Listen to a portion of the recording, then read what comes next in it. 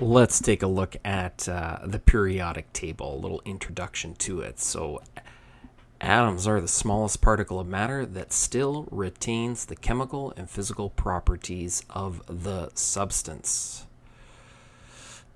So even though atoms are the smallest thing we can see with the most powerful microscopes, we believe they are made of particles that are even smaller, known as subatomic particles. So we're going to focus on 3 subatomic particles here. There's probably more subatomic particles that make up atoms, but we're going to focus on these 3 that you're probably familiar with already. So atoms are made of 3 subatomic particles. Let's make a little table here. And your first heading is going to be particle, and then short form, charge, mass in grams, and location. And perhaps you can make these last 2 columns just a little bit bigger so we can write some information. So you can pause the video here, and we'll pick it up now. So first, we'll start with the proton. And the short form is going to be P, and our protons have a +1 charge. So if you had 20 protons, it would be +20, but we're just looking at 1 proton right now. In terms of their mass, they have a mass of 1.67 times 10 to the -24, and that's grams. So if you're going to write this number out, you'd have to start, it's a little difficult for me to write here, but you'd start writing zeros, all these zeros, zeros, zeros, da-da-da-da-da. You'd have like 23 zeros and then 167. And that would be grams. So that's about as light as anything gets almost. We're going to talk more about that number a little bit later. And where are these found? Well, they are found in the nucleus. So that is your proton. Next, we'll talk about the neutron. Short form is N. These have 0 charge or no charge, Na, whatever you want to put here. It's up to you. Na. Now, oddly enough, they have almost the identical mass that a proton does. They're slight. If you went to a few more decimal places, they'd be slightly different, but for our purposes, we're going to say that they are exactly the same, and they're actually found in the same spot as well. And lastly, we're going to talk about our electrons, and they have a short form of this E with a line over top. You don't necessarily have to put the line. They have a charge of -1, and their mass is actually, again, if you look here, these are -24. This is -28, so it'd be like we have to add another 4 zeros onto this really small number that we wrote up here earlier. So electrons are even lighter than that. And where are they found? Well, they are found in shells that orbit the nucleus. So let's talk a little bit more about protons now. They are unique for every particular element out there that you can find. So for example, if you found a lithium atom, it would have 3 protons to it. If you were to talk about a carbon atom, it would have 6 protons. And if you traveled to another dimension and you found an atom that had 47 protons, we would call that silver. So the number of protons is known as the atomic number. So if you look up the 3 examples from earlier on the periodic table, lithium's number 3, it has 3 protons. Carbon's number 6, it has 6 protons. And silver's number 47, it has 47 protons. And so that is a unique kind of thumbprint for an element. Now, we talked a little bit about this earlier. We said that 1 proton had a mass of 1.67 times 10 to the -24, which is a really small number. And so instead of saying that, what scientists say is they say that is equal to 1 atomic mass unit. That's what AMU stands for, atomic mass unit. So essentially, 1 proton has a mass of 1.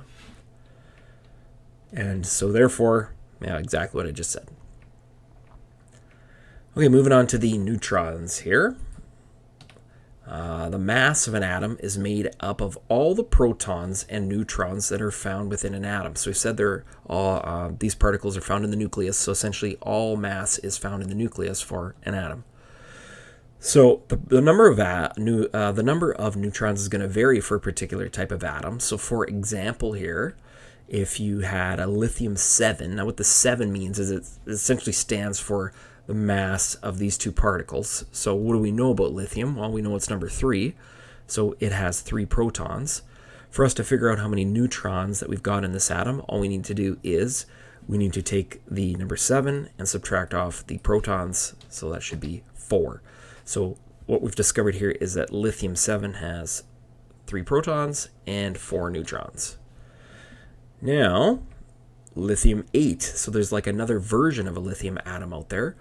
What hasn't changed is that lithium still has 3 protons, but what has changed is now we're going 8 minus 3, which gives us 5 neutrons.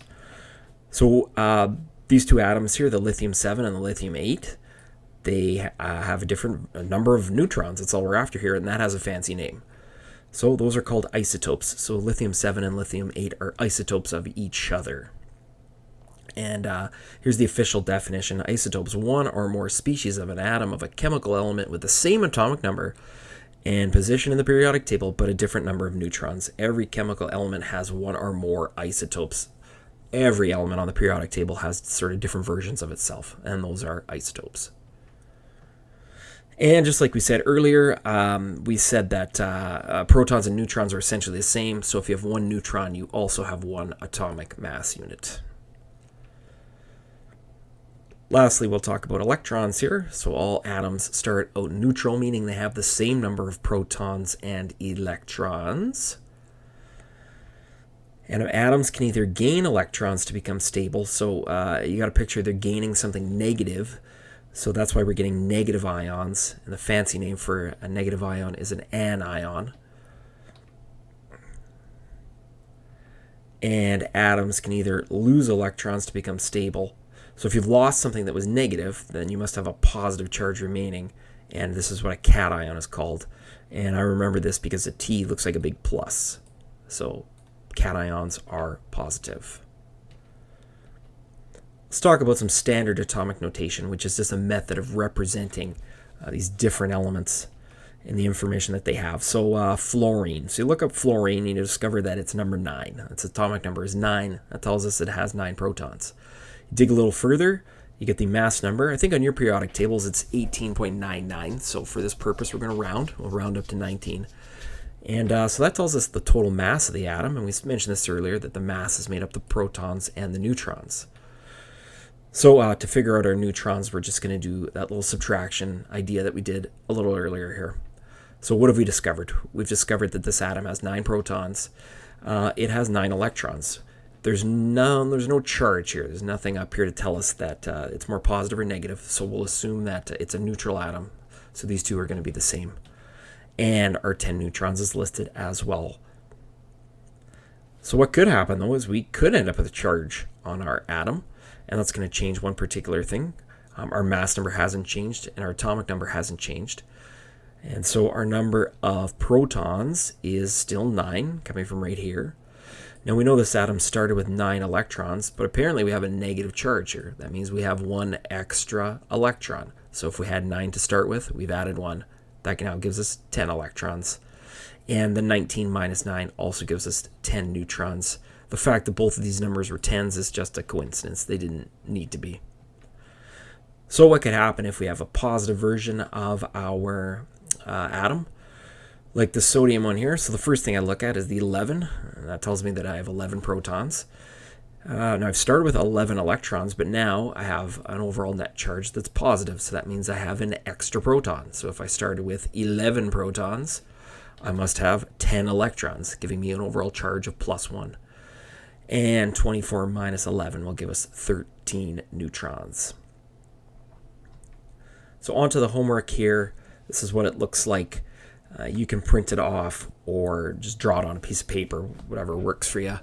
And so we've got our atomic number, and remember that's going to be the number of protons, and it could also be the number of electrons. Now I've indicated here on the side, consider these to be neutral. So for these first starting bunch here, these two columns, in fact all of these 3 columns are all going to be exactly the same for a particular atom. Then when we get down to the bottom ones here, you're going to find that there's an imbalance. So there's either a positive or a negative charge. And here I've listed it. And same for this last one here. So go ahead and complete the work. And the answers are listed as well. You can download those and take a peek. And then we shall move on to Bohr-Rutherford diagram.